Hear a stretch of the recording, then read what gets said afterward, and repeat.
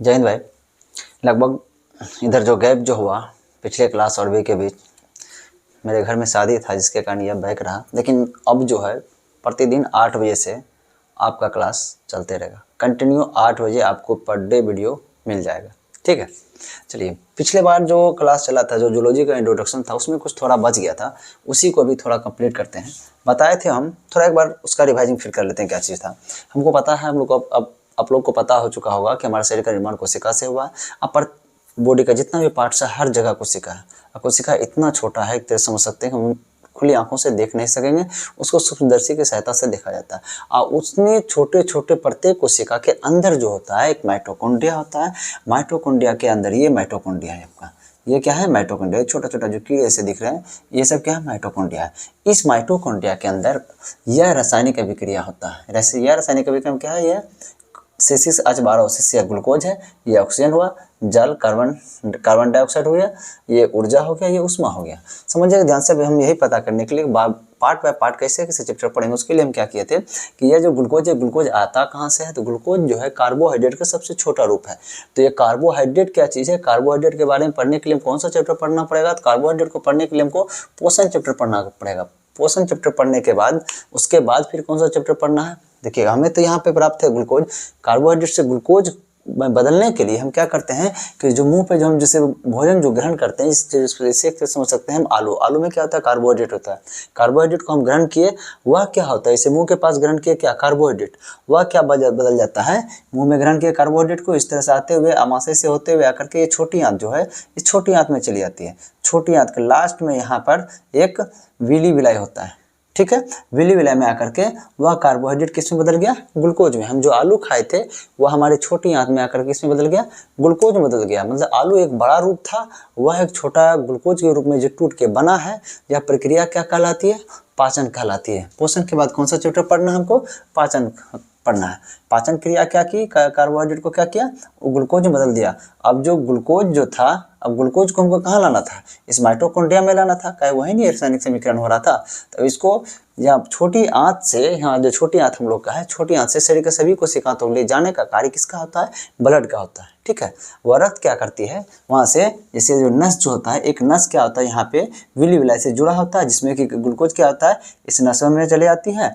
और इसमें नस में आने के बाद इसमें जो ब्लड जो एक स्थान से दूसरे स्थान तक गमन होते रहता है, वह ब्लड अपने में ग्लूकोज को घुला लेती है। और वह ब्लड क्या करती है, शरीर के प्रत्येक कोशिका तक पहुंचाने का कार्य करती है। यह ग्लूकोज को छोटी आंत से लेकर के कोशिका तक पहुंचाने का काम किसका होता है, ब्लड का होता है, एक स्थान से दूसरे स्थान ले जाने का कार्य।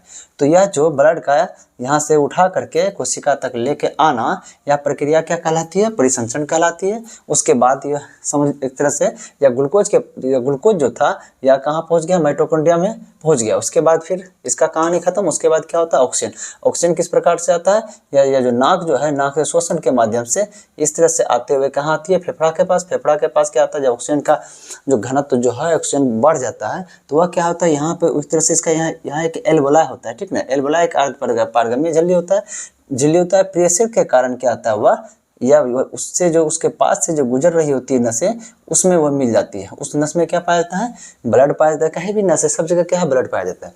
तो वह ब्लड क्या करता है, वो भी ब्लड के माध्यम से कहाँ पहुँच जाता है, माइटोकॉन्ड्रिया में पहुँच जाता है। इसका मतलब यह क्या हुआ कि भोजन के द्वारा और श्वसन के द्वारा, भोजन के द्वारा हम ग्लूकोज को पहुँचा दिए, श्वसन के द्वारा ऑक्सीजन को पहुँचा दिए, ठीक है। एक तो ऑक्सीजन को पहुंचाए किस प्रक्रिया से, श्वसन प्रक्रिया से। उसके बाद चैप्टर कौन सा पढ़ेंगे, हम श्वसन पढ़ेंगे। पोषण हो गया, पाचन हो गया, परिसंचरण हो गया, श्वसन हो गया। उसके बाद यह एक रासायनिक अभिक्रिया करती है। अभिक्रिया के दौरान जल और कार्बन डाइऑक्साइड का निर्माण करता है। एटीपी ऊर्जा जिसका हम लोग उपयोग करते हैं, उसमें एक तरह से हमारे बॉडी में गर्माहट बनाए रखती है, ठीक है। तो अब समझिएगा ध्यान से, यह जल और कार्बन डाइऑक्साइड एक तरह से हमारे बॉडी में एक तरह से उसका कोई कार्य नहीं होता है, वह एक तरह से अपशिष्ट पदार्थ के रूप में होता है।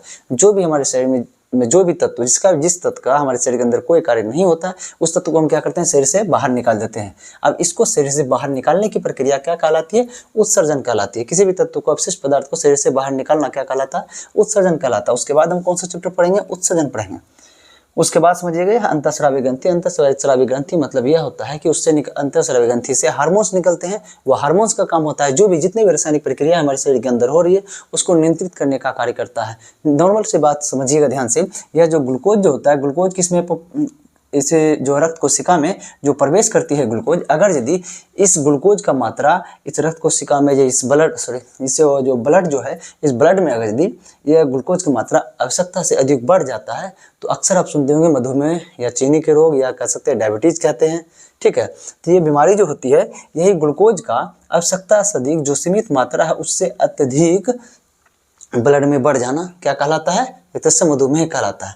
अब एक चीज बताइए, यहाँ जो नियंत्रित करने का काम कौन करता है कि कितना तक रहेगा इसमें ग्लूकोज, उसका काम होता है इंसुलिन, एक हार्मोन्स होता है। वह करता क्या है, अगर यदि इस ब्लड में ग्लूकोज की मात्रा अधिक हो जाएगी तो उस ग्लूकोज को क्या करता है, अधिक मात्रा में जो उपस्थित ग्लूकोज होती है उसको ले करके वो क्या करता है, यहाँ से जो लीवर जो है, लीवर ये वाला लाल कलर का जो दिख रहा है, ये लीवर के पास जमा कर देता है। ठीक है, कौन कर रहा है, यह इंसुलिन हार्मोन करता है। इसलिए हम कहते हैं कि जो इंसुलिन की कमी से क्या होता है, मधुमेह रोग होता है। मधुमेह रोग मतलब क्या होता है, ग्लूकोज का बढ़ जाना। इंसुलिन क्या करता है, उस ग्लूकोज को घटाता है। अब इंसुलिन कमजोर हो जाएगा तो वो घटा नहीं पाएगा, घटाएगा नहीं तो ग्लूकोज बढ़ेगा तो उसको क्या कहेंगे, हम मधुमेह रोग कहेंगे। ठीक है, अब यही एक तरह से यही समस्या जो है मशहूर अभिनेत्री जो प्रियंका चोपड़ा है, उनके हस्बैंड को निक जोन्स को भी यही समस्या है कि उसके पास क्या, उसके शरीर में कहता है इंसुलिन का निर्माण बहुत कम होता है।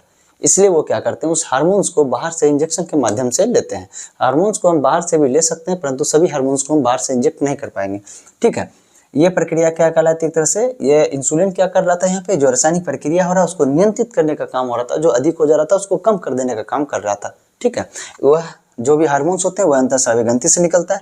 उसके बाद तंत्रिका तंत्र के बारे में बताए थे। यदि कोई भी शरीर आपका सही रूप से कार्य नहीं कर रहा है तो उसका जिम्मेदार कौन होता है, तंत्रिका तंत्र होता है। जो कार्य कर रहा है उसका भी जिम्मेदार कौन होता है, तंत्रिका तंत्र होता है। हम जो बोल रहे हैं यह क्या होता है, हमारे मुंह के पास जो बोल रहे हैं यह सूचना कहाँ तक पहुँचती है, मस्तिष्क तक। ठीक है, यदि और मस्तिष्क से सूचना भी देता है कि तुम बोलो। जैसे समझिएगा, यदि हम यहाँ पे एक तरह से इसको कटिंग कर दे तो यहाँ दर्द होगा तो यहाँ सूचना, यहाँ का जो तंत्रिका तंत्र, दर्द क्यों होता है, यहाँ का जो तंत्रिका तंत्र क्या होता है वह सूचना किसको देती है, मस्तिष्क के पास। ठीक है, तो इसलिए यहाँ दर्द होता है। वही कुष्ठ रोग में क्या होता है, तंत्रिका तंत्र काम करना बंद कर देता है, जिसके कारण क्या होता है, यहाँ का जो चोट लगेगा वह दर्द मस्तिष्क तक आवाज नहीं होता है, जिसके कारण कुष्ठ रोगियों को क्या होता है, उसका उंगली क्या होता है, घिसाते घिसाते टूटते रहता है। ठीक है, समझिएगा ध्यान से। और एक और चीज तंत्रिका तंत्र में बता दिए थे कि अगर कहीं भी यदि जहाँ चोट लगे, कहीं भी कुछ भी हो, उस चीज का असर नहीं पड़ता है, उसका दर्द का एहसास नहीं हो पाता है। वो प्रक्रिया क्या कहलाएगा, उसके लिए क्या पढ़ना पड़ेगा, वो तंत्रिका तंत्र। समझिएगा ध्यान से। और कंकाल क्या होता है, कंकाल एक तरह समझ लीजिए हमारे शरीर को स्टेबिलिटी का कार्य करता है, मतलब बॉडी को एक स्थायी रूप से बनाए रखने का काम करता है। और कंकाल का क्या कार्य होता है कि हमारे एक तरह समझिएगा चेस्ट जो होता है, चेस्ट के अंदर क्या चाहिए, दो एक तरह से बहुत कोमल अंग है, एक फेफड़ा है, एक हृदय है। यह जो चेस्ट के जो बॉडी जो हड्डी इसको यहाँ दिखाते हैं, यह हड्डी क्या करता है, अंदर में उपस्थित जितने भी कोमल अंग है उसको एक तरह से सुरक्षा प्रदान करने का काम करता है। देख लीजिए यहाँ पर ये जो लीवर है, यहाँ लीवर हो जाएगा, इस क्षेत्र में आपका लीवर पाया जाता है। ठीक है, इस क्षेत्र में लीवर होगा, लेकिन यहाँ जो है ये जो आपको दिख रहा है ये आपका हृदय है। यह हृदय क्या होता है, हृदय बहुत कोमल अंग है, इसको क्या किया है, सुरक्षा प्रदान करने का काम कौन करता है, ये आपका ये सुरक्षा कवच जो कार्य करता है, ये चेस्ट का जो बोन है वो कार्य करता है। तो हड्डी का काम है सुरक्षा प्रदान करना और अस्थायित्व बनाए रखना। ठीक है, उसके बाद कंकाल हो गया। उसके बाद मांसपेशी के बारे में बताए थे। यह क्या करता है कि हमको दो तरह का काम होता है मांसपेशियों का। एक ये होता है कि सिर्फ बोन रहता तो क्या होता है कि ये हड्डी क्या होता है, कहीं भी टकराते, कहीं भी कुछ होते तो हड्डी घिसाते क्या होता है, वो पतला हो जाता है। उसके लिए क्या होता है, बाहर से एक तरह से ये मांसपेशी का निर्माण किया गया है, मांसपेशी को दिया गया। उसके बाद और एक तरह से मांसपेशी का क्या कार्य होता है कि थोड़ा खूबसूरती बढ़ाना। ठीक है, मतलब समझिए यदि हमारे शरीर में एक तरह से मांसपेशी नहीं होता तो हम कैसे दिखते, इस तरह से दिखते। कैसा लग रहा है ये, स्वयं एक तरह से मांसपेशी हटा दिया जाए, स्वयं ऐसे हम लोग दिखेंगे। ठीक है, अच्छा लग रहा है देखने में, कतई अच्छा नहीं लग रहा है देखने में। ठीक ना, तो इसलिए हम लोग को थोड़ा सुंदर दिखने के लिए क्या होता है कि उसके मतलब बॉडी जो बोन होता है, बोन के ऊपर क्या दिया जाता है, मांसपेशी का परत होता है। ठीक है, ये मांसपेशी के बारे में समझ गए। उसके बाद समझिएगा ये कोशिका के बारे में बता दिए। हमारे शरीर के अंदर जो शरीर जितना भी निर्माण हुआ है, बॉडी का कोई भी पार्ट से सभी कोशिका से बना है। उसके बाद ये आता है जनन। चलिए यहाँ तक तो कोशिका तक बता दिए थे। जनन का क्यों आवश्यकता है, अब बताइए, समझिएगा ध्यान से। जनन क्या चीज़ है ये पहले जान लीजिए। जनन एक तरह से वह प्रक्रिया है जिसमें कोई भी जीव अपने वंश को एक तरह से कायम रखना चाहता है। इससे क्या होता है, ऐसा नहीं कि जो जीव वंश को कायम रखना चाह रहा है सिर्फ उसी को फायदा होता है, दूसरे जीव को भी फायदा होता है। जैसे देखिए पौधा है, एक पौधे का निर्माण करता है, एक मानव का निर्माण करता है, एक गाय का निर्माण करता है, एक तो अपने अपने वंश का सब निर्माण करता है। ये जरूरी क्यों है, ऐसा क्यों जरूरी है कि हमको ये चीज करना पड़ता है? समझिएगा ध्यान से, एक दूसरे पर दुनिया का हर चीज डिपेंडेंट होता है, समझिएगा। देखिए नॉर्मली एक तरह से हम लोग के बीच क्या अभिक्रिया हुआ है, सुनिए कैसे हम लोग एक दूसरे पर डिपेंडेंट है। अगर यदि जनन नहीं हो, हम लोग का विकास नहीं हो, जैसे हम हैं, मानव जाति का विकास यदि खत्म हो जाता है तो पौधे का विकास भी खत्म हो जाएगा। यदि पौधे का विकास खत्म हो जाता है तो हमारा विकास भी खत्म हो जाएगा। नॉर्मल समझिएगा, एक दूसरे पे डिपेंडेंट हम लोग पर्यावरण के अंतर्गत लाइफ जीते हैं। जैसे समझिएगा ध्यान से कि चलिए यहाँ तक तो सब कुछ हो गया था। अब समझिएगा हम लोग को क्या होता है कि ग्लूकोज प्लस में ऑक्सीजन, जो ग्लूकोज के साथ साथ हमें जो ऑक्सीजन की जरूरत पड़ती है, हमें ग्लूकोज को तोड़ने के लिए ऑक्सीजन की जरूरत पड़ती है। उसके बाद तोड़ने के बाद हम लोग का अवशिष्ट पदार्थ क्या बचा, जिसको हम शरीर से बाहर निकाल देते हैं, जिसका काम नहीं है हमारे शरीर में, तो वो क्या बचता है, जल और कार्बन डाइऑक्साइड। यह कार्बन डाइऑक्साइड क्या किया, हमारे लिए अवशिष्ट पदार्थ है, हम उसको क्या किया, हम बाहर छोड़ दिए। वही अवशिष्ट पदार्थ को पौधा क्या करता है, ध्यान दीजिएगा यहाँ पे,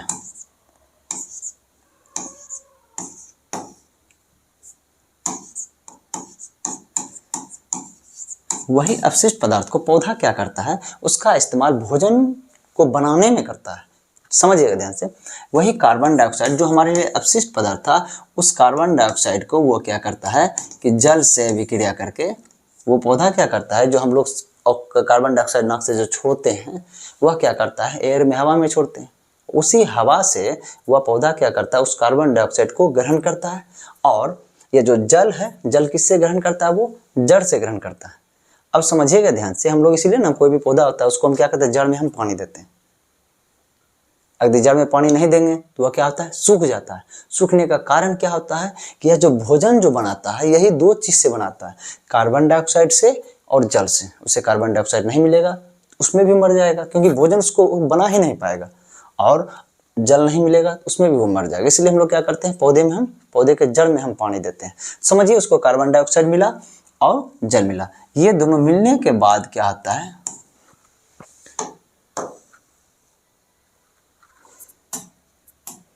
ये दोनों मिलने के बाद क्या होता है, ये ग्लूकोज बनाता है, C6H12O6 ग्लूकोज बनाता है, और प्लस में क्या बनाता है, ये ऑक्सीजन बनाता है। ठीक है, संतुलित अभी नहीं करेंगे, संतुलित के बारे में मत सोचिए, बस ये जानिए कि अभिक्रिया हो रहा है। ठीक है, देखिए हम क्या किए थे, इस कार्बन डाइऑक्साइड को हम छोड़े थे, हमारे लिए अपशिष्ट था, हम छोड़ दिए, वायुमंडल में छोड़ दिए, इसका हमको कोई काम नहीं था। उस चीज को क्या किया पौधा, उसी से वह खाना बनाया। खाना बनाने के बाद क्या बना, उसका ग्लूकोज बना। वो भी क्या करता है, अपने शरीर में ऊर्जा के लिए ग्लूकोज का निर्माण करता है। वो शरीर में क्या, वो अपने बॉडी में क्या बनाया, वो ग्लूकोज बनाया। उसके बाद उसके लिए जो अपशिष्ट चीज होता है, वो क्या होता है, ऑक्सीजन होता है। ठीक है, जिस प्रकार से हम इस साइड क्या बना था, कार्बन डाइऑक्साइड उसको छोड़ दिए थे, तो उस छोड़े तो उसको क्या ले, कौन लिया, पौधा लिया, पौधा लेकर के उससे खाना बना लिया। उसके बाद क्या हुआ कि बचा खाना जो बना है उसमें क्या क्या था, ग्लूकोज बना और ऑक्सीजन बना। ये क्या करता है, इस ऑक्सीजन को पौधा छोड़ता है, ऑक्सीजन को छोड़ता है, तो वो ऑक्सीजन को क्या करता है, फिर मनुष्य ग्रहण कर लेता है। मतलब प्यार अगर यदि दोनों तरफ से हो तो जीवन सफल होता है। एक तरह से यह पर्यावरण भी कहता है। समझिए, ये दोनों का एकदम प्यार अटूट है। अगर यदि दोनों में से कोई एगो धोखा दे दिए, यदि ये धोखा दे देगा तो ये मर जाएगा, ये धोखा दे देगा तो ये मर जाएगा। भाई देखिए, यदि यही धोखा देता हो, ये उसको कार्बन डाइऑक्साइड नहीं दिया, पौधा मर गया। जब पौधा मर गया तो ये जैसे इसको कार्बन डाइऑक्साइड नहीं देगा तो ये रिएक्शन नहीं होगा, तो ये ऑक्सीजन छोड़ पाएगा। ऑक्सीजन जब पौधा नहीं छोड़ेगा तो हम ऑक्सीजन कहाँ से लाएंगे। इसका मतलब यह है, अगर प्यार मोहब्बत में कहा जाता है, यदि एक अगर जब बिखर जाए तो दूसरा नहीं बर्बाद होता, वो दोनों बर्बाद होता है। सेम समस्या यहाँ पे है। अगर ये छोड़ता है, ये अगर एक तरह उसको धोखा देता है तो वो भी बर्बाद होगा और ये भी बर्बाद होगा। इसलिए होता है पर्यावरण एक तरह से सभी जीवों के बीच सामंजस्य बना हुआ है, जिसके कारण क्या होता है, सबका साथ सबका विकास होते रहता है। ठीक है, चलिए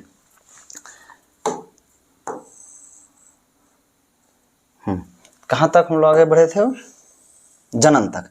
हमारे लिए जनन क्यों आवश्यक है आपको समझ में आ गया होगा, क्योंकि जीवों का जनन होना जरूरी है जिससे पर्यावरण सही रूप से सभी चलता रहे। अब अगला है अनुवांशिकी। ये अनुवांशिकी क्या चीज़ है? अनुवांशिकी एक तरह समझ लीजिए कि माता पिता का जो गुण होता है, गुण मतलब क्या, व्यवहारिक गुण नहीं, ठीक है, माता पिता का व्यवहारिक गुण पे अगर दिया जाता है तो रावण के जो पिताजी बहुत बड़े महर्षि थे, रावण भी थे उसमें, परंतु पूजा पाठ के माध्यम में वो बहुत अच्छे थे लेकिन अहंकारी थे, ठीक है ना। जरूरी नहीं कि वो व्यवहारिक गुण पिता वाला बच्चे में आए, लेकिन हाँ कुछ होता है जो अनुवांशिकी गुण उसको कहते हैं, जैसे कि पिता का लंबा होना, यदि पिता लंबा है यदि माता भी लंबी है तो बच्चा क्या होता है, अक्सर लंबा होता है। यदि पिता का हाइट कम है तो बच्चे का भी हाइट कम, यदि पिता गोरा है या माता गोरी है तो बच्चा गोरा होगा, यदि पिता काला है माता काली है तो बच्चा क्या होगा, काला होगा। ये होता है एक तरह से अनुवांशिकी गुण होता है, ठीक है, मतलब कि जो दंपत्ति होता है उसके अनुरूप बच्चे का निर्माण होना क्या कहलाता है, अनुवांशिकी होता है। तो अनुवांशिकी ही एक कारण होता है जिस आधार पे आप जो है ना कोई बच्चा यदि खो जाता है तो उसको एक तरह से जो पता करने के लिए कि यह बच्चा किसका है, यदि कोई बच्चा खोया हुआ है, 5 आदमी खड़ा है यहाँ पे कि नहीं मेरा बच्चा है मेरा बच्चा है, तो हम कैसे पता करेंगे किनका बच्चा है? तो यही होता है, उसका DNA जाँच किया जाता है, उसके जो बोलता है कि मेरा बच्चा है तो उसके उस दंपत्ति का DNA जांच होता है, इस बच्चे का DNA जांच होता है, दोनों का यदि जिसका DNA जांच दोनों का मिलता है बच्चा उसका होता है। यही एक अनुवांशिकी है, ठीक है, समझिएगा। उसके बाद क्या है, मानव, अगला चैप्टर क्या पढ़ेंगे हम, मानव रोग पढ़ेंगे। मानव रोग मतलब क्या हो गया, ह्यूमन डिजीज। मानव रोग मतलब क्या, जितनी भी प्रक्रियाएं हो रही है हमारे शरीर के अंदर उसमें यदि कोई भी तरह का समस्या आ रहा है तो क्या हो गया, मानव रोग होगा। जैसे समझिएगा ध्यान से कि अगर यदि हम भोजन खा रहे हैं, ये पाचन जैसे हो गया, यदि भोजन खा रहे हैं नहीं पच रहा है तो क्या होगा, पाचन संबंधित रोग। सांस ले रहे हैं नहीं ले पा रहे हैं सही से तो कौन सा रोग होगा, श्वसन रोग होगा। कोरोना में क्या हुआ था, श्वसन संबंधित रोग हुए थे, ठीक है। उसके बाद उत्सर्जन। उत्सर्जन मतलब क्या होता है कि हम यह जो उत्सर्जन मतलब क्या होगा, जैसे जल है चाहे कार्बन डाइऑक्साइड है, हम यदि सांस सही से नहीं छोड़ पा रहे हैं तो वो भी उत्सर्जन संबंधित रोग है। यदि पेशाब सही से, हमारे पेशाब जो रास्ते यदि सही से क्लियर नहीं हो तो यदि पेशाब सही से नहीं हो पा रहा हो तो वो भी क्या होगा, हमारा एक तो उत्सर्जन संबंधित रोग होगा। उसके बाद अंतःस्रावी ग्रंथि जो हार्मोन निकलता है, हार्मोन से एक तरह से यदि कम हो जाता है, इनबैलेंस हो जाता है तो उससे भी समस्या होती है। आपको मैंने बताया कि इंसुलिन की कमी से क्या होता है, मधुमेह रोग होता है। यदि हार्मोन्स का बिगड़ना एक तरह से नए रोग का उत्पन्न होना भी होता है। उसके बाद तंत्रिका संबंधित रोग आपको बताए थे, चर्म रोग जो होता है बहुत एक तरह से होता है, किसी की कहीं पे भी जख्म हो उसमें चोट लगे उसका दर्द का फीलिंग नहीं होना, वो भी क्या तंत्रिका रोग होता है, ठीक है। उसके बाद तंत्रिका रोग के संबंधित एक तरह से ग्रंथि भी होता है आपका, कुष्ठ रोग भी तंत्रिका रोग से संबंधित हो गया, ठीक है। या कंकाल, कंकाल का रोग एक तरह समझिए क्या होता है कि जैसे कि अगर कंकाल आपका हड्डी, अगर यदि आपके बोन में यदि कैल्शियम की मात्रा भरपूर रूप से है तो आप क्या होगा, आपकी स्टेबिलिटी सही से रहेगी। इतनी देर से मैं खड़ा हूँ एक तरह से क्यों खड़ा हूँ, क्योंकि हमारे शरीर के अंदर कैल्शियम की मात्रा भरपूर रूप से है। यदि हमारे शरीर का हड्डी यदि कमजोर हो जाता है तो क्या होगा कि हम ज़्यादा देर तक खड़े नहीं रह पाएंगे, हम रनिंग नहीं कर पाएंगे। उससे क्या होता है, अगर यदि आपका हड्डी बहुत ऐसा होता है कि हड्डी का घनत्व कम हो जाता है, हड्डी का घनत्व कम हो जाना इसका मतलब यह होता है कि हड्डी आपका क्या हो गया है, खोखला हो गया। यदि हड्डी आपका खोखला हो जाएगा तो थोड़ा भी यदि गिरिएगा उसमें भी क्या होता है, हड्डी का टूटने का चांस ज़्यादा रहता है, ठीक है। तो वो क्या होगा, एक तरह से हड्डी से संबंधित रोग हो गया। अब जितने भी पार्ट है सबसे संबंधित, मांसपेशी से संबंधित रोग, मांसपेशी से संबंधित चर्म रोग क्या हुआ, मांसपेशी से संबंधित रोग हो गया, ठीक है। उसके बाद कोशिका, कोशिका का रोग क्या हुआ, एक तरह समझ लीजिए कोशिका की आवश्यकता से, कोशिका का विभाजन होना जरूरी है, कोशिका के विभाजन के कारण ही हम लोग का हमारे शरीर का निर्माण हुआ, लेकिन वही कोशिका का विभाजन अति हो जाए, मतलब बहुत ही तेजी से होने लगे, ठीक ना, बहुत ही तेजी से होने लगे तो वही क्या बन जाता है, कैंसर हो जाता है। कैंसर उसी को कहते हैं, मतलब कोशिका का आवश्यकता से अत्यधिक विभाजन हो जाना क्या कहलाता है, कैंसर कहलाता है।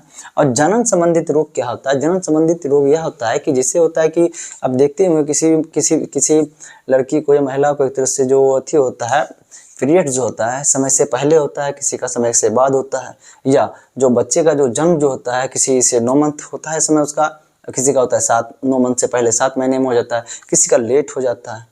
ये सब क्या हुआ, जनन संबंधित रोग हुआ। क्या किसी महिला में ये होता है कि गर्भधारण नहीं हो पाता है, वो सब क्या हुआ, जनन संबंधित रोग हो गया। उसके बाद आते हैं अनुवांशिकी रोग। अनुवांशिकी रोग मतलब क्या होता है कि जो रोग पिता में है, जो रोग माता में है, वही रोग बच्चे में आना। जैसे समझिएगा एड्स जो होता है, अगर यदि पिता में है तो संभोग प्रक्रिया के दौरान उसकी माता में भी होगा।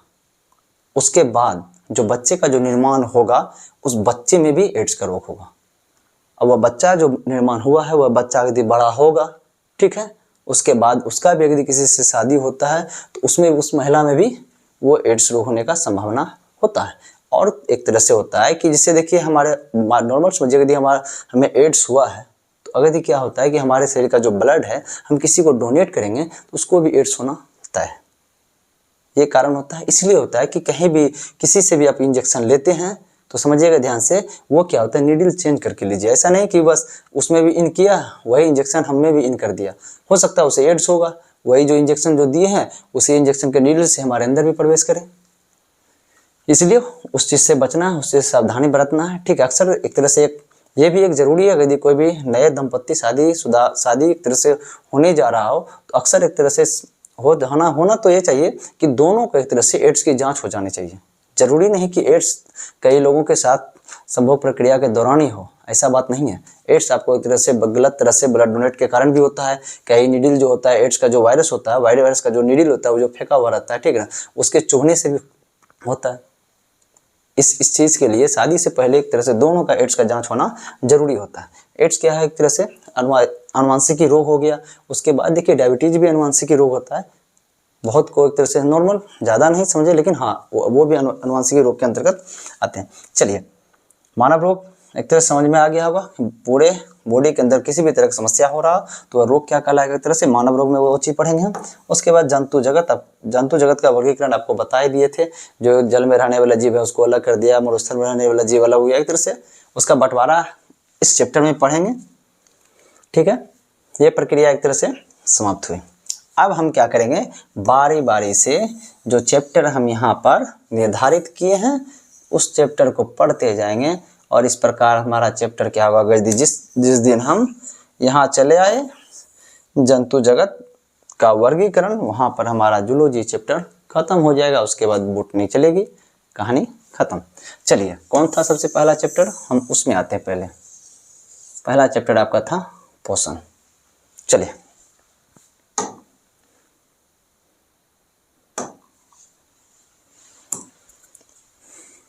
एक बार एक तरह से रिव्यू हो गया, इसलिए मैं उसे थोड़ा तेजी से उसे खींचा, ठीक है। अब समझते हैं आराम से, यह जो पोषण क्या चीज़ है, पोषण न्यूट्रिशन, ठीक है। पोषण मतलब समझ लीजिएगा कि शरीर का सही रूप से वृद्धि एवं विकास होना और शरीर को रोगों से सुरक्षा प्रदान करना, वही क्या कहलाता है, पोषण कहलाता है। कि पोषक तत्व की सहायता से शरीर में ऊर्जा, वृद्धि और रोगों से सुरक्षा। ऊर्जा क्या होता है, समझ लें ध्यान से, हम कोई भी कार्य करते हैं उसके लिए क्या होता है, ऊर्जा की आवश्यकता पड़ती है, ठीक है ना। हम बोल रहे हैं, हमारे शरीर के अंदर ऊर्जा है तभी बोल पा रहे हैं। दौड़ेंगे, हमारे शरीर पर ऊर्जा है तभी दौड़ पाएंगे। यदि समझते एक तरह से हमारा यदि बॉडी आराम भी करता है, जैसे हम सोए रहते हैं ना, उस समय भी शरीर क्या करता है कि ऊर्जा की आवश्यकता पड़ती है। क्यों, क्योंकि शरीर काम करेगा, काम करने के लिए ऊर्जा की आवश्यकता पड़ती है। शरीर में काम क्या होता है, हमारा हृदय धड़कते रहता है, एक तरह समझिए हमारे भोजन का पाचन होते रहता है, वो हो गया। और उसके बाद क्या होता है, शरीर का श्वसन जो प्रक्रिया चालू रहती है। जो भी काम यदि होगा वहाँ ऊर्जा लगता है। जैसे नहीं बोलते कि हाँ कि हम जो ना काम करते करते थक गए, इसका मतलब क्या होता है, हमारे शरीर में ऊर्जा कम हो गई है। उस चीज़ को हम क्या कहते हैं, हम थक गए, हमारे शरीर के अंदर दम नहीं बचा है, मतलब ऊर्जा खत्म हो चुका है, ठीक ना, इसलिए हम कहते हैं थक गए हैं। इसका मतलब क्या, शरीर के अंदर ऊर्जा जो है कौन बनाता है, पोषक तत्व बनाता है। शरीर का जो वृद्धि होता है, वृद्धि मतलब एक छोटे से जो हम बड़े हुए एक तरह से, यह कौन करवाता है, ये वृद्धि कौन करवाता है शरीर को में, या पोषक तत्व करवाता है। और रोगों से सुरक्षा कौन करवाता है, या पोषक तत्व करवाता है। रोगों से सुरक्षा मतलब एक तरह सब सुने होंगे कि विटामिन ए की कमी से रतौंधी होता है। रतौंधी मतलब क्या होता है, शाम के समय में सही रूप से दिखाई नहीं पड़ना। तो अब बताइए, विटामिन ए क्या है, एक पोषक तत्व है, उसकी कमी होगी तब ना वो रोग होगा। हाँ, अगर हम उसकी कमी हम होने ही नहीं देंगे तो वह रोग हमें नहीं होगा। इसका मतलब विटामिन ए भरपूर मात्रा में खाएंगे तो हमको रतौंधी बीमारी नहीं होगी। इसलिए क्या कहा जाता है कि यह रोगों से सुरक्षा करने का भी काम करता है। चलिए, अब हम समझेंगे पोषक तत्व कौन कौन से हैं। सबसे अब मुख्य पॉइंट हमारे लिए यह है कि पोषक तत्व हैं कौन कौन से। चलिए, इसका व्याख्या करेंगे अभी।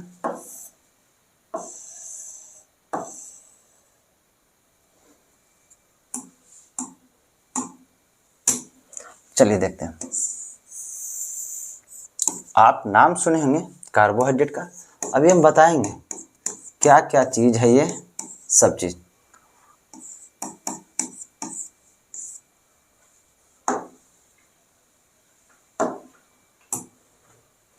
कार्बोहाइड्रेट हो गया, ठीक है।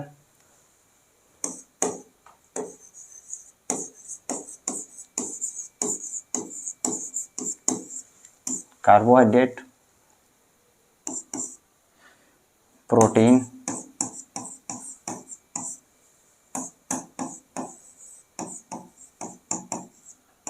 प्रोटीन हो गया,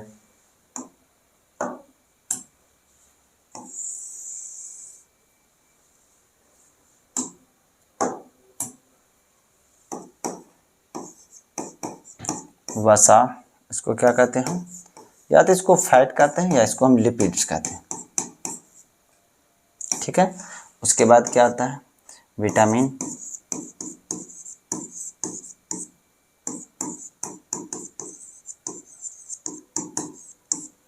उसके बाद क्या आता है आपका खनिज लवण, क्या आता है खनिज लवण,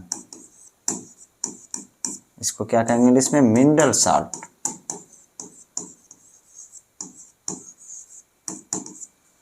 ठीक है।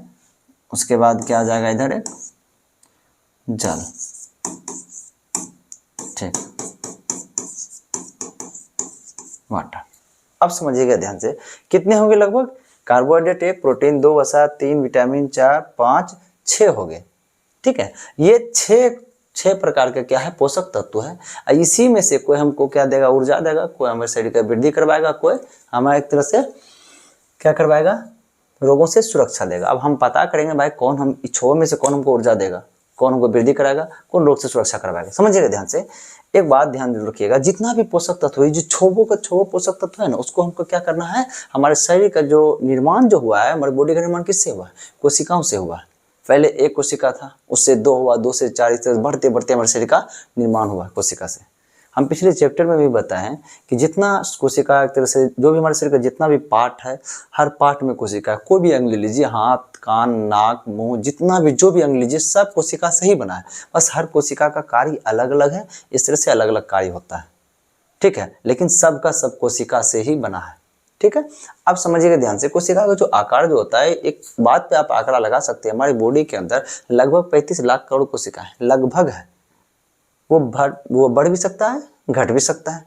जैसे हमारे पास एक नॉर्मली एक चीज समझिएगा, अगर एक यदि कोई बिल्ली है, बिल्ली के तुलना में, ठीक है, एक कुत्ते के पास कोशिका की संख्या अधिक होगा, एक कुत्ते के तुलना में हमारे पास कोशिका की संख्या अधिक होगा, हमारे तुलना में हाथी के पास कोशिका की संख्या अधिक होगा, हाथी के तुलना में ब्लू व्हेल के पास कोशिका की संख्या अधिक होगा। जितना शरीर बड़ा उतना कोशिकाओं की संख्या ज्यादा। हमसे कोई मोटा आदमी आता है तो उसके पास हमसे कोशिकाओं की संख्या ज्यादा होगी, ठीक है। आप सोच सकते हैं 35 लाख करोड़ कोशिका हमारे बॉडी के अंदर, इसका मतलब जो एक कोशिका हुआ कितना छोटा हुआ, इतना छोटा है कि हम खुली आंखों से उसको हम देख नहीं सकते हैं। उसे देखने के लिए हमें सूक्ष्मदर्शी की आवश्यकता पड़ती है, ठीक है। अब उतना छोटा है तो भाई जो छोटा है, छोटा कमरा है, छोटा कमरा में जाने के लिए क्या होगा, छोटा ही नेत्र प्रवेश करेगा। अब बताइए, यदि सांप का बिल है, ठीक ना, उसमें क्या शेर घुस पाएगा, नहीं। सांप के आकार का चीज है, उस सांप के आकार का कोई भी चीज होगा वही इन कर पाएगा। अब ये जो कोशिका यही है, कोशिका जो बोल रही है, यही कोशिका यही बहुत ही छोटा आकार का है। अब इसमें जाने के लिए क्या होना चाहिए कि वही पोषक तत्व जो जाएगा, जो क्या होगा इसके ऐसा छोटा होगा। अब पोषक तत्व क्या है, इसमें से छो में से 2 ग्रुप में होता है, 2 प्रकार का होता है, एक बड़ा होता है, एक छोटा होता है, ठीक है।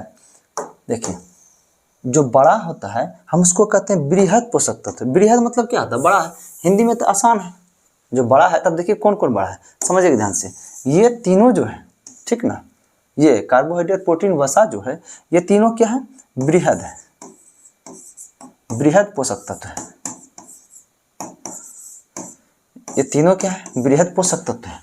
और ये तीनों जो है, ये तीनों क्या है, लघु पोषक तत्व है। लघु मतलब क्या होता है, छोटा, लघु पोषक तत्व है। लघु मतलब हो गया क्या, छोटा। अब वो देखिए हिंदी में कोई दिक्कत है ही नहीं, बृहद मतलब बड़ा, लघु मतलब छोटा, ऐसे भी आप लोग जान रहे हैं नॉर्मली है। थोड़ा इंग्लिश में थोड़ा कंफ्यूजन होता है, उस कंफ्यूजन को भी खत्म कर देंगे, कि इंग्लिश में पूछता है, बायोलॉजी दोनों चीज लेकर चलता है। समझिए ध्यान से, इंग्लिश में इसका क्या आता है, MAC, माइक्रोन्यूट्रिएंट्स, RI माइक्रोन्यूट्रिएंट्स कहते हैं इसको। इसको भी सेम बोलने में सेम लगेगा,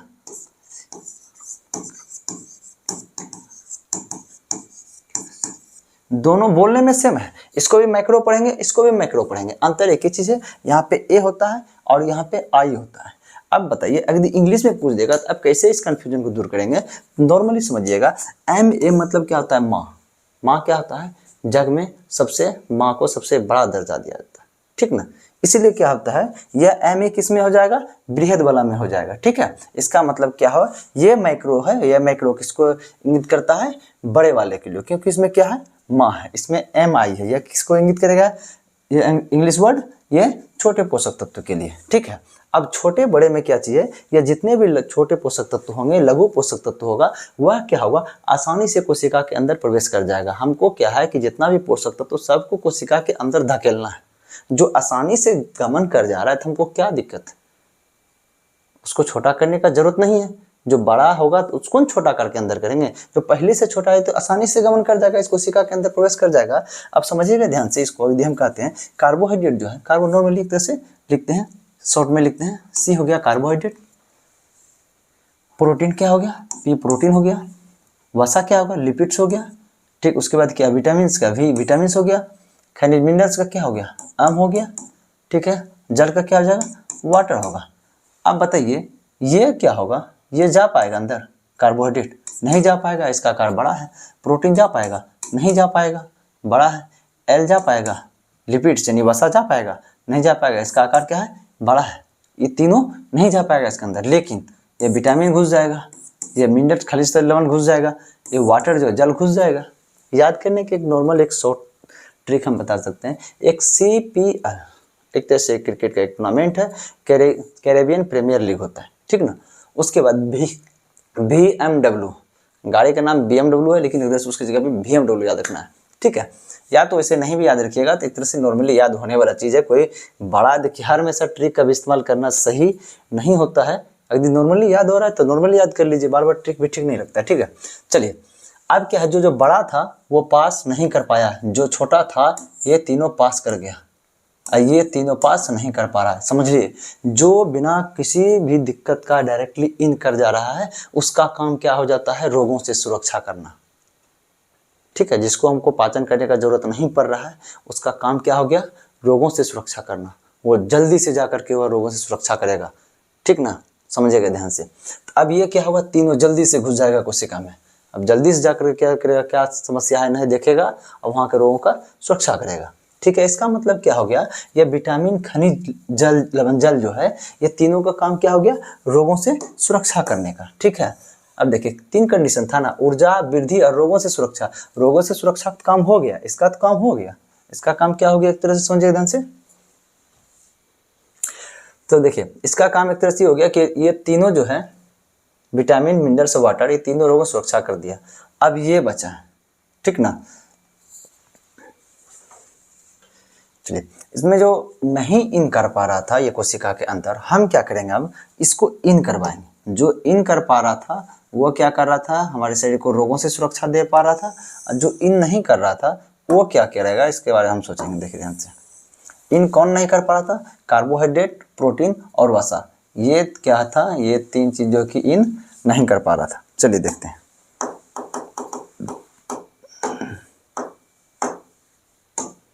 चलिए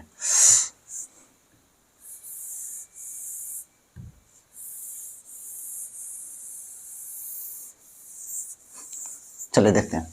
ये कार्बोहाइड्रेट जो था, ये कार्बोहाइड्रेट क्या कर रहा था, कोशिका के अंदर प्रवेश नहीं कर पा रहा था। ये प्रोटीन भी नहीं कर पा रहा था और ये वसा भी नहीं कर पा रहा था। अब मेरा काम क्या है, उसको अंदर करवाना है। अंदर तो सबको जाना है, जो स्वतः चल जा रहा है, पहले पहुंच जा रहा है, रोग से सुरक्षा कर देगा, और जो स्वतः नहीं पहुंच पा रहा है हम उसको पहुंचाएंगे। इसका मतलब बड़ा है तो क्या, अब उसको पहुंचाने के लिए छोटा होना पड़ेगा। उसको क्या करेंगे, हम छोटा करेंगे। तो छोटा करते हैं, समझिएगा ध्यान से। तो एक तरह से ये जो कार्बोहाइड्रेट है, कार्बोहाइड्रेट को यदि छोटा करने के लिए यदि बहुत अत्यधिक यदि इसको छोटा करना शुरू करेंगे, बहुत ज़्यादा करेंगे, ठीक ना, इतना छोटा करेंगे कार्बोहाइड्रेट को, इतना छोटा करेंगे, उसके बाद वह यदि टूटना एकदम बंद हो जाए, उसके बाद वह छोटा नहीं होने लगेगा, तो समझ लीजिए वह सबसे छोटा कण क्या कहलाता है, वह ग्लूकोज कहलाता है, ठीक है, ग्लूकोज। हिंदी इंग्लिश सेम, ठीक है। वही अगर यदि प्रोटीन को इतना छोटा करेंगे उसके बाद वह छोटा होना बंद हो जाए, सबसे सूक्ष्म रूप ऐसा कह सकते हैं, एग्जाम में पूछा गया है कि कार्बोहाइड्रेट का सबसे सूक्ष्म रूप क्या है, वह ग्लूकोज है। प्रोटीन का जो सबसे सूक्ष्म सबसे छोटा रूप क्या हो जाएगा, ये अमीनो अम्ल है। क्या है, यह अमीनो अम्ल है, अमीनो एसिड, ठीक है।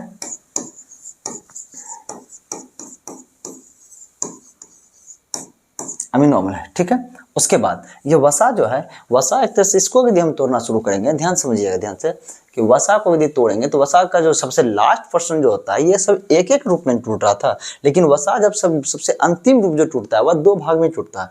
दो भाग टूटने के बाद क्या होता है, अंतिम रूप। उसके बाद अलग अलग पार्ट्स को जब तोड़ना चाहते हैं तो ये भी नहीं टूटता है, ये भी नहीं टूटता है, ठीक ना। जिसके कारण क्या आता है, वसा का जो अंतिम रूप उसको दो भागों में ही बांटा गया है, दो रूप में ही छोड़ दिया गया, ठीक ना। तो वो किस किस रूप में होता है, वसा का जो अंतिम भाग होता है, ध्यान से देखिएगा, एक तरह से ये हो गया, ध्यान से, एक होता है फैटी एसिड, एक हो गया फैटी एसिड होता है, और एक होता है ग्लिसरॉल। फैटी एसिड मतलब क्या हो गया, वसीय अम्ल। फैटी मतलब क्या था, वसा। वसीय एसिड मतलब क्या था, अम्ल। वसीय अम्ल हो गया, और उसके बाद ये क्या है, ग्लिसरॉल हो गया।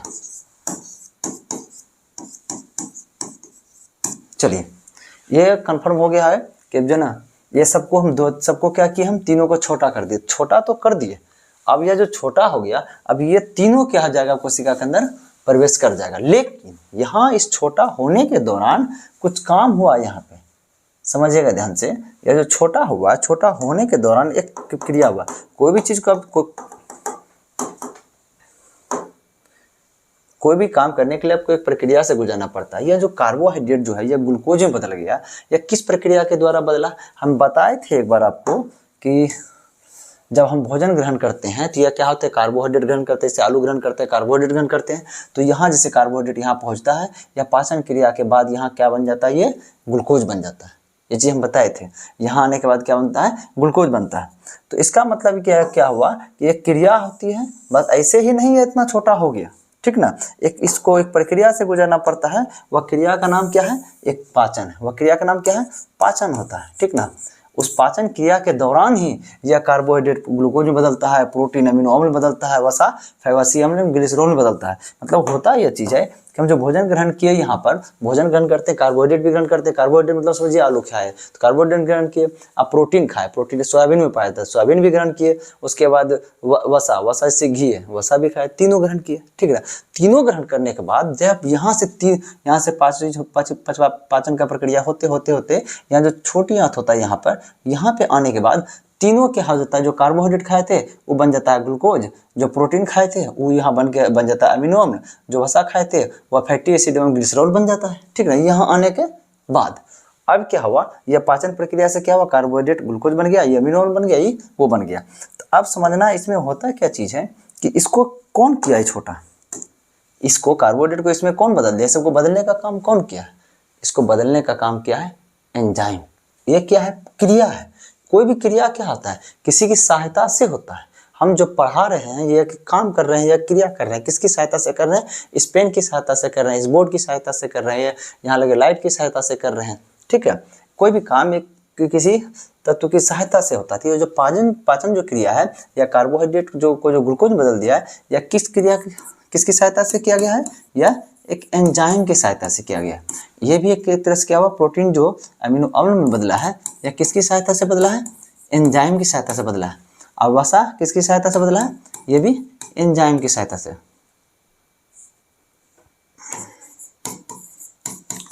ठीक है। तीनों क्या होता है, तीनों ऐसा नहीं कि एक ही एंजाइम से सभी बदल जाते हैं।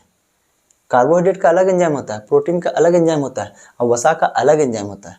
तीनों का एंजाइम अलग अलग होता है, जो करता है क्या, छोटे छोटे रूप में बांटने का कार्य करता है। याद रखिएगा, जो तत्व जिस तत्व का पाचन होता है वह तत्व हमको ऊर्जा देगी, ये कन्फर्म चीज़ है। जो तत्व हमको, जिस तत्व को हम पचा पाएंगे वह तत्व हमको ऊर्जा देगी। हम पचा पाए हैं, कार्बोहाइड्रेट प्रोटीन वसा को पचाना पड़ा है हमको, तो ये तीनों हमको ऊर्जा देगी। उसके बाद यह जो है विटामिन खनिज लवण, इसको हमको पचाने का जरूरत नहीं पड़ा था, ये स्वतः कोशिका के अंदर प्रवेश कर गई थी, तो ये तीनों हमको ऊर्जा नहीं देगी। याद रखिएगा, ठीक है। एग्जाम्स में पूछा जाता है, अभी जो प्रश्न इससे पूछे जाते हैं उसका भी मैं पूरा उसका भी एक तरह से लाऊंगा प्रश्न को, बारी बारी से उसका भी अध्ययन करवाऊंगा। चलिए ध्यान से देखते हैं। तो ये क्या हुआ, पाचन प्रक्रिया के दौरान सबको छोटा हम कर दिए, छोटा करके हम क्या किए, तीनों को हम अंदर प्रवेश करवा दिए। अब समझ में आ गया होगा आपको कि जो ऊर्जा देने का जो काम हो गया, ऊर्जा देने का काम किसका है, इसका भी ऊर्जा देने का काम है, कार्बोहाइड्रेट का भी, प्रोटीन का भी और वसा का भी। ये तीनों ऊर्जा देगा, लेकिन ये तीनों ऊर्जा नहीं देगा। आप बताइए, देखिए दो चीज का तो कन्फर्मेशन आपके पास हो चुका है। क्या क्या चीज का हो चुका है कि ऊर्जा का कन्फर्मेशन हो चुका है। क्या है कि ऊर्जा, कार्बोहाइड्रेट, प्रोटीन, वसा तीनों का पाचन होता है, तो तीनों दे रही है। ठीक है, रोगों से सुरक्षा का पता चल गया है कि जो डायरेक्टली प्रवेश कर जा रहा है, जिसको हमको छोटा करने का जरूरत नहीं पड़ रहा है, तो वो हमको रोगों से सुरक्षा प्रदान करवाएगा। लेकिन ये वृद्धि का काम कौन करवाता है, समझिएगा ध्यान से। ये वृद्धि क्या चीज है, पहले वृद्धि है क्या चीज वो समझिएगा। वृद्धि क्या चीज होता है कि हम लोगों का जो निर्माण, जो हम लोग को जो नींव जो हुआ है, स्टार्टिंग जो हम लोग का हुआ है, वो कहाँ से हुआ है, समझिएगा ध्यान से। जो पुरुष होता है, ठीक ध्यान से समझिएगा,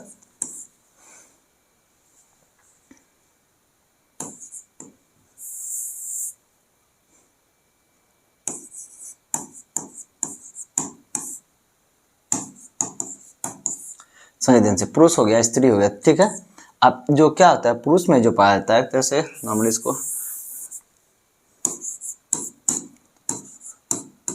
नर और नारी, ठीक ना।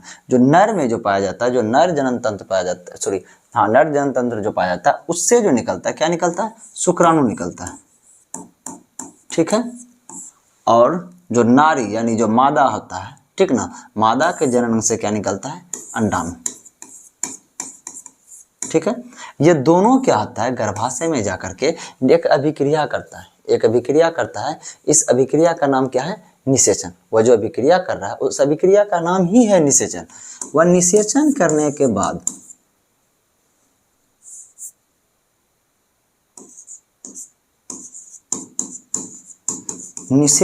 के बाद एक कोशिका का निर्माण करता है, एक सेल, सिर्फ एक सेल, यानी एगो कोशिका का निर्माण किया। क्या किया, एगो कोशिका का निर्माण किया। तो वह जो कोशिका का जो निर्माण किया है, वह कोशिका क्या कहलाता है, जायगोट। यह जो कोशिका बना है, इस कोशिका का नाम होता है जायगोट। यह जायगोट ही ये है जो कि हमारे जीवन का एक तरह से नींव है, स्टार्ट हुआ हम लोग का बनने का। देखिए, तो यह क्या हो, जायगोट जो है, या जायगोट है एक तरह से जो हमारे लाइफ का एक तरह से नींव है। यहीं से हम लोग का शुरुआत हुआ है, ठीक ना। ओहो, निषेचन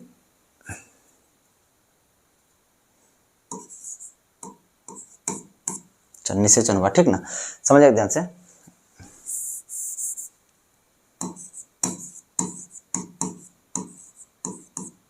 ठीक है, निषेचन प्रक्रिया के दौरान, निषेचन मतलब एक तरह समझ यही हुआ कि शुक्राणु और अंडाणु का अभिक्रिया, ठीक है। वो एक जायगोट का अभिक्रिया के दौरान एक जायगोट का निर्माण करता है। जायगोट एक सिंगल कोशिका होता है। अब समझिए यहाँ प्रक्रिया क्या चीज होता है। यह जो एक कोशिका है, ये नॉर्मल एक चीज समझिएगा, जैसे ये है, ये हमारे पास एक दवाई है, ठीक ना। हम इसको क्या किए, इस तरह से यदि बल लगाते हैं तो ये दो भाग में टूट गया। हम किस कारण से तोड़े, कैसे तोड़े, हम यहाँ पर बल लगा के तोड़े, ठीक है ना, इसको दो भाग में तोड़ दिए। तो वही एक तरह से समझिए ध्यान से। तो आप समझिएगा ध्यान से, यहाँ जो जायगोट जो होता है, यह जायगोट भी क्या होता है, एक से दो भाग में बढ़ता है। तो इसको बांटता कौन है, यहाँ तो हम जो दवाई को तोड़े हम बल से तोड़े, ठीक है। और यहाँ जो एक को दो भाग में कौन तोड़ता है, यहाँ तोड़ने का काम करता है प्रोटीन करता है। प्रोटीन क्या करता है, कोशिका को विभाजन का कार्य करता है। कोशिका का विभाजन में मुख्य कारण होता है कौन, प्रोटीन होता है। विभाजन मतलब दो भाग में बांटना। अब एक जायगोट था, प्रोटीन आया, उसको दुगो में बदल दिया, फिर रुका नहीं, फिर एगो मिला न इसको, फिर एक दुगो में बदल दिया, यो था एक दुगो में बदल दिया, फिर ये है इसको दो में, फिर इसको भी दो में, इसको भी दो, जहाँ जहाँ उसको मिलते गया तोड़ने के बाद वे सबको दो बदलते गया। एक से बाद दो, दो से चार, चार से आठ, आठ से हो जाएगा 16, 16 से 32। इस तरह से बढ़ते बढ़ते क्या हुआ, स्टार्टिंग में एक कोशिका था, उसी यही प्रक्रिया से बढ़ते बढ़ते हमारे शरीर में जो 35 लाख करोड़ कोशिका हुआ है, इसी प्रक्रिया से हुआ। अब बताइए स्टार्टिंग में कितने छोटे होंगे, एगो कोशिका तो अपने आँख से एकदम संपूर्ण रूप से दिखता नहीं है, बिना सूक्ष्मदर्शी की सहायता से। अब क्या है, पूरा बॉडी दिख रहा है। इसका मतलब उतना छोटा से इतना बनाने का काम कौन किया है, ये कुछ शरीर का वृद्धि का काम कौन किया है, शरीर का निर्माण का काम कौन किया है, वो क्या है, प्रोटीन। इसलिए प्रोटीन को क्या कहा जाता है, बॉडी बिल्डिंग ब्लॉक कहा जाता है। ठीक ना, मतलब शरीर का निर्माण करने वाला सामग्री कह सकते हैं। प्रोटीन के कारण ही हमारे शरीर का निर्माण हुआ है। समझ में आ गया हो? ठीक है, देखिए ध्यान से। अब 3 चीज था शरीर का, देखिए तो 3 बात था। ऊर्जा था, ऊर्जा के बारे में क्या हो गया कि जो जिसका पाचन हुआ वो सब हमको ऊर्जा दिया, कार्बोहाइड्रेट भी दिया, प्रोटीन भी दिया, वसा भी दिया, तीनों को पाचन बाद तीनों ऊर्जा दिया। ठीक, उसके बाद वृद्धि कौन करवाया? प्रोटीन करवाया। एक कोशिका से 2 से 4 से कराते करते हैं शरीर का निर्माण करवाया। ठीक है, ये भी वृद्धि का भी काम हो गया। रोगों से सुरक्षा, जिसको हमको पाचन करने का जरूरत नहीं पड़ा, जो बिना पाचन हुए डायरेक्टली, जो बहुत छोटा जो था, सीधी बात, जो सबसे बहुत छोटा था उसको पाचन की जरूरत नहीं पड़ा, वो डायरेक्टली कोशिका के अंदर जो प्रवेश कर जा रहा है वो क्या करेगा? रोगों से सुरक्षा करवाएगा। तो रोगों से सुरक्षा कौन करवाएगा? विटामिन करवाएगा, खनिज लवण करवाएगा, जल करवाएगा। बस ये तीनों का वो एक ही काम है कि रोगों से सुरक्षा करवाना। ठीक है, अब हम समझेंगे कि ठीक है, ये तो कन्फर्म हो गया कि ऊर्जा कौन करवा दे रहा है, वृद्धि कौन करवा रहा है, रोगों से सुरक्षा कौन करवा रहा है। अब बारी बारी से समझेंगे कौन कितना ऊर्जा देता है। चलिए देखते हैं।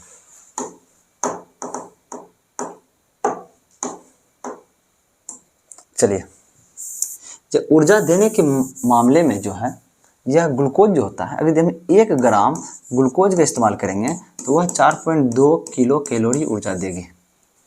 वही अगर यदि हम 1 ग्राम अमीनो अम्ल का इस्तेमाल करेंगे तो वह 4.1 किलो कैलोरी ऊर्जा देगी। वहीं अगर यदि हम 1 ग्राम वसा का इस्तेमाल करेंगे तो 9.3 किलो कैलोरी ऊर्जा देगी। ठीक है, तो अब देखिए यहाँ पर अपने मात्रा के आधार पर सबसे ज्यादा ऊर्जा कौन दे रहा है? वसा दे रहा है। सबसे कम ऊर्जा कौन दे रहा है? एक तरह से अमीनो अम्ल दे रहा है, यानी प्रोटीन दे रहा है। लगभग ये दोनों सिमिलरली है। लेकिन अक्सर आप ये चीज सुनने के लिए आपको मिलता होगा कि हमारे शरीर में तत्कालिक ऊर्जा के लिए हम किसका इस्तेमाल करते हैं? कार्बोहाइड्रेट का इस्तेमाल करते हैं। कार्बोहाइड्रेट का इस्तेमाल हम क्यों करते हैं तत्कालिक ऊर्जा के लिए? हम भी ऐसे बहुत बार देखे हैं। हम भी एक तरह से, एक बार 2018 की बात है, लगभग आसपास 2018 का बात है, ईशान किशन भागलपुर आए हुए थे। तो उस समय ये हुआ था कि जब वो जो मैच खेले थे उसमें उसे जो है ना केला देने के लिए भेजा गया था। हमारे एक साथी गए थे देने के लिए, हम भी साथ में थे।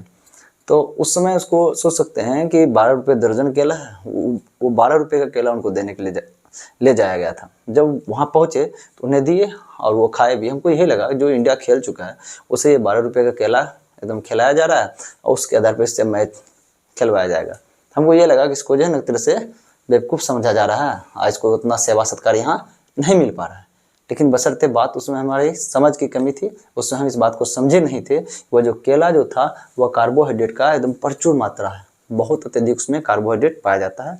और कार्बोहाइड्रेट अमीर और गरीब नहीं देखता है, वह बॉडी देखता है। ठीक ना, उनका मैच था, उनको मैच खेलना था, जिसके कारण वो मैच खेल ही रहे थे, जिसके कारण उसको केले की आवश्यकता थी। समझे? एक तरह से यही हुआ जो तत्कालिक ऊर्जा के लिए हम लोग केला का इस्तेमाल करते हैं, चाहे कोई भी जो मीठा चीज़ जितना भी, सब में कार्बोहाइड्रेट पाया जाता है। ऐसा बात नहीं जो मीठा होगा उसी में कार्बोहाइड्रेट है, जो मीठा नहीं है उसमें भी कार्बोहाइड्रेट है। लेकिन तत्कालिक जितना भी मीठा है उस सब में कार्बोहाइड्रेट है। तो कार्बोहाइड्रेट क्यों हमें तत्कालिक ऊर्जा के लिए काम आता है, इसके बारे में हम समझेंगे आज। क्यों ईशान किशन जी जो है ना केले खा रहे थे, उसके बारे में आप समझते हैं यहाँ पर। चलिए,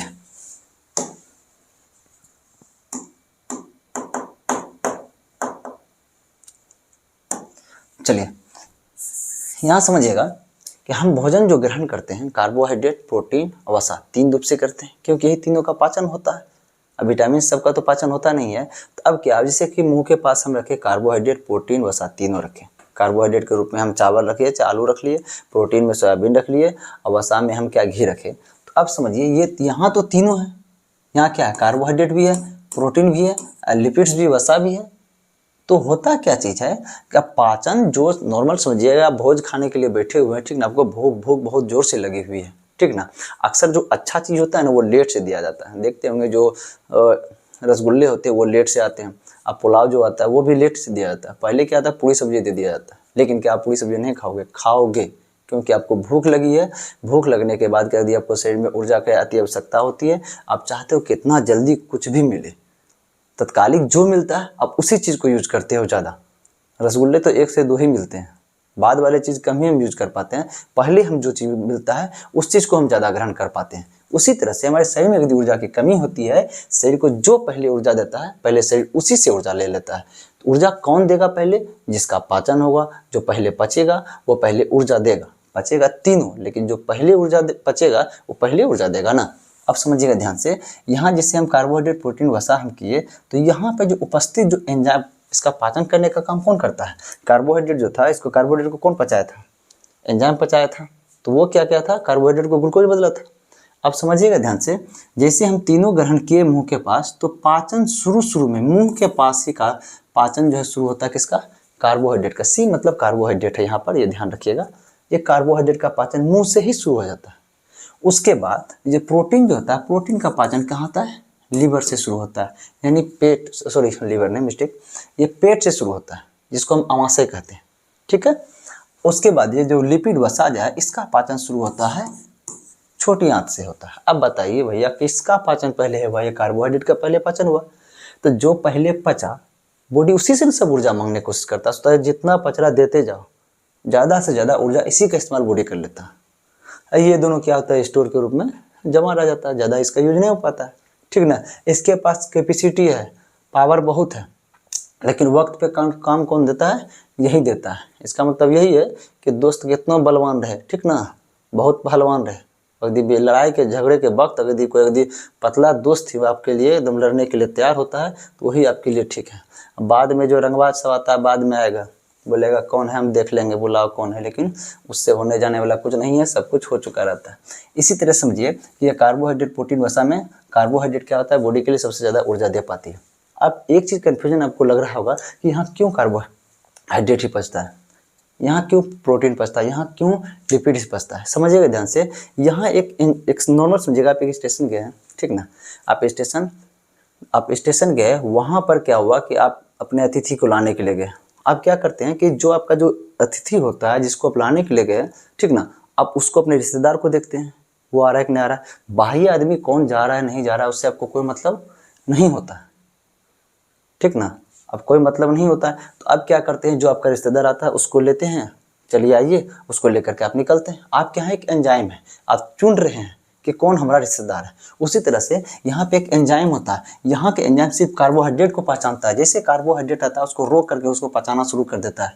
यहाँ का जो एंजाइम है सिर्फ प्रोटीन को पहचानता है, वो प्रोटीन जैसे यहाँ आता है उसको रोक करके उसको पचाना शुरू कर देता है, ठीक ना। यहाँ का एंजाइम इसको लिपिड्स को पहचानता है। एक तरह से जो एंजाइम जिसको पहचानता है वो उसको एक तरह से पचाना शुरू करता है। यहाँ के एंजाइम जो है सिर्फ कार्बोहाइड्रेट को पहचानता है, कार्बोहाइड्रेट को पचाता है, ठीक है। इसका मतलब क्या हो गया कि हमारे शरीर में अगर यदि हमको तुरंत ऊर्जा चाहिए, तुरंत एनर्जी चाहिए, तो हम किसका इस्तेमाल करेंगे? हम कार्बोहाइड्रेट का इस्तेमाल करेंगे। कार्बोहाइड्रेट का इस्तेमाल क्यों करेंगे? क्योंकि कार्बोहाइड्रेट तुरंत बॉडी में पच जाएगा।